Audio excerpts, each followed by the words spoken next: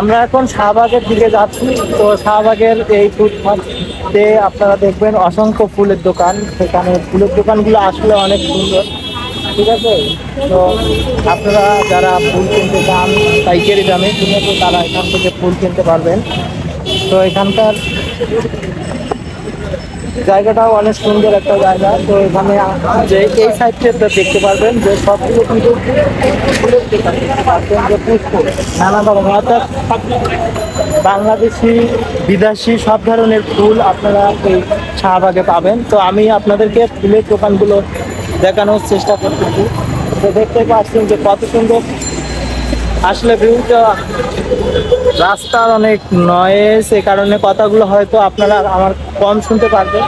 তো আসলে আজকে ফুলের দোকানগুলোতে ফুল কম দেখা যাচ্ছে, কারণ আপনারা যখন সকালবেলা আসবেন দেখতে পারবেন এখানকার ফুলের দোকানে অসংখ্য ফুল, ঠিক আছে। এখানে কিন্তু কম রেটে ফুল বিক্রি করা হয় এবং রেট খুবই কম এবং সব ধরনের ফুল এখানে পাওয়া যায়। এটা হচ্ছে শাহবাগ।